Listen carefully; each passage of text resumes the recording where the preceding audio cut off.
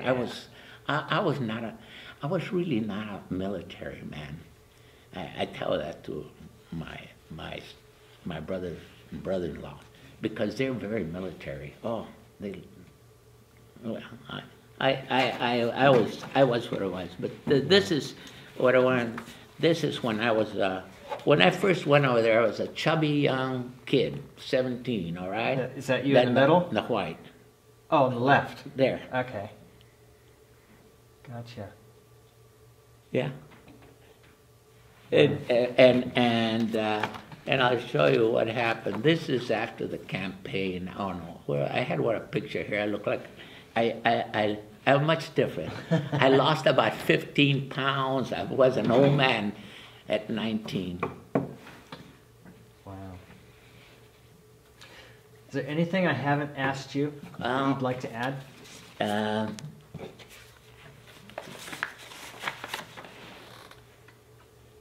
You know, the thing that you asked me about, which is a subject of discussion, and not necessarily in the last few years, but has been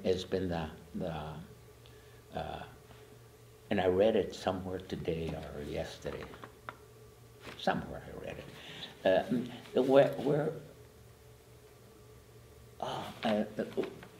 Where the armed forces at that time that I went in, and what a change in history, and our country is so big and beautiful and integrated. But when I went in, you know, and it was accepted. It wasn't like the discrimination was so pervasive that the people were suffering from it. It was accepted. That was it.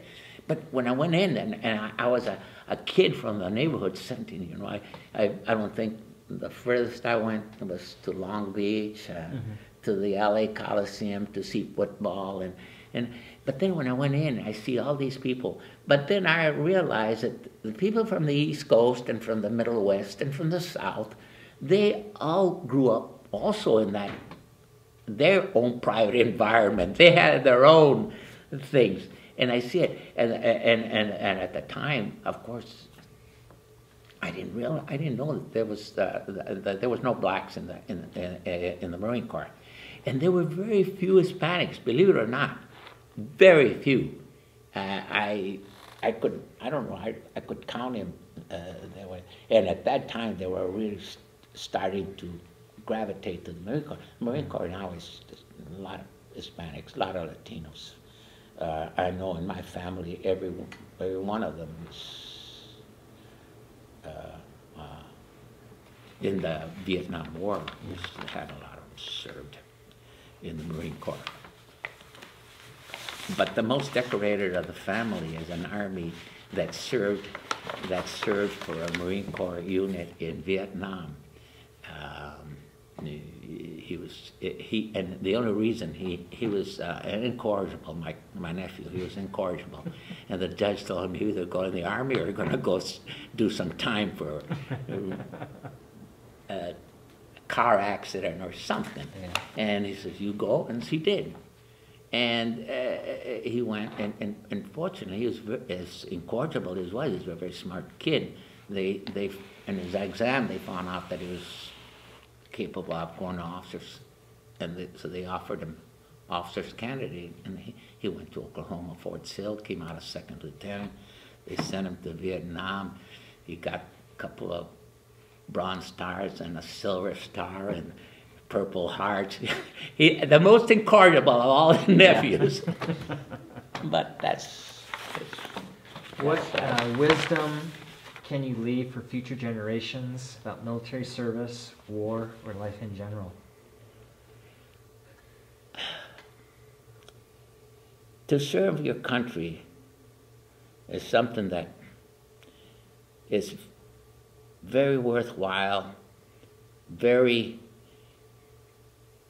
very rich. You will never regret it. I am so proud, and I'm so proud of my family, my brothers, my son, and it's something that you carry. I carry it.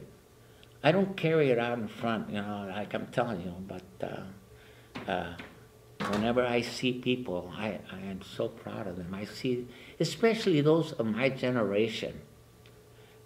You know, there's so many are leaving us. So many. I just lost a friend that I grew up. I started kindergarten with. He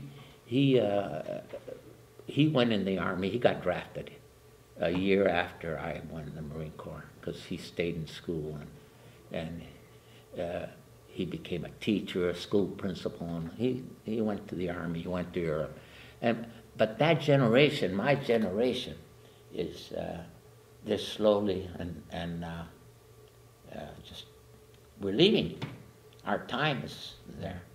I feel very fortunate that I am here, and I've been very, very fortunate to have had the life I've had. I love it. I wake up every morning and I look out the window. I'm still here. Well, thank you very much for your service, and thank you for sharing your experiences with us. I appreciate Don, you know what? I never thought I'd be talking to about this. I really didn't know. Maybe I should have written some things down if he would have told me. But I'm happy with what I said, and I'm happy with the way I feel. I'm not. Do you want to make copies of that? I'll leave it for you. We can photograph copies. I'll leave them for you. Okay. Okay, and I thank you for the work that you're doing for the people that deserve to be. There's a lot more worthy people than me. Believe me, I have no doubt. But I'm happy that I've met you. You are a special guy. There's Guadalcanal, and these were taken on Iwo Jima. That's my machine gun crew. It was Okinawa. Okinawa, yeah. And this is Okinawa. Okay. And I don't know if you've heard of those tombs that they have in Okinawa where they bury them. Yeah, I have. They're built into the side of. That's in front of one of them. Got it. And the first night I spent in one of those there, and I think that's what it was. Okay. Well, thank you. All right.